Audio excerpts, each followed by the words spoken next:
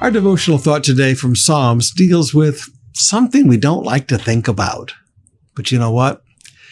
It's a reality all through the book of Psalms. It's a reality from Matthew to Revelation and from Genesis to Malachi. There are enemies in this life. Now listen to David pray. Psalms 5, begin with verse 8.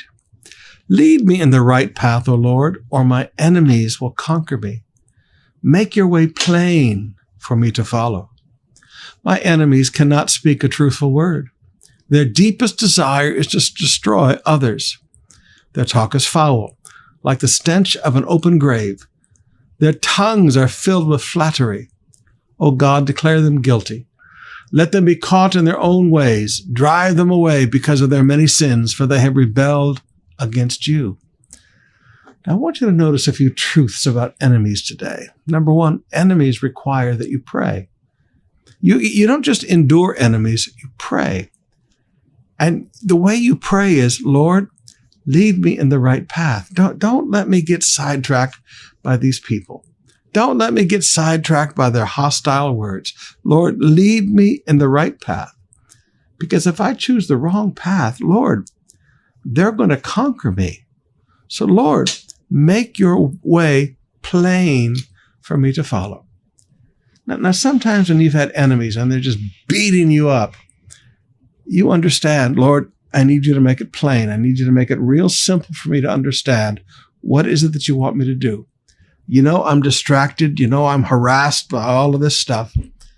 I need you to very simply teach me the right path and make it very plain for me. Secondly, I want you to notice the speech of an enemy. Verse 9, my enemies cannot speak a truthful word. When somebody is your enemy, please forgive me. They are incapable of truth. They are incapable of telling the truth. Everything they say about you is going to be a twisted lie. They cannot speak a truthful word. It's not possible for them. And then it says, now notice why they can't speak a truthful word. Listen to their desires. Their deepest desire is to destroy others. Enemies want to destroy you. They don't want to help you. They want to destroy you. He says, so please, they're incapable of truth. Their deepest desires, the things that are, now they may not say these things, but their deepest desires down in the core of their being is destruction. And he said, their talk, it's foul. He said, when you listen to them talk, it's like smelling dead bodies. He said, you know, when you talk, it's not pleasant to listen to these people talk. There's nothing pleasant about their words. But he said, on the other hand, you know, they can flip it real quick. And their tongues are filled with flattery. Notice, filled with flattery. Filled with flattery. So you know what? He said, you know, it's hard to listen to these people because their words are so foul. It's like the smell of an open grave. But he said, on the other hand, man, they can put on the sip. Whoa, they are professionals at sip. But they're incapable of truth. Something to think about. But then notice how he dealt with them.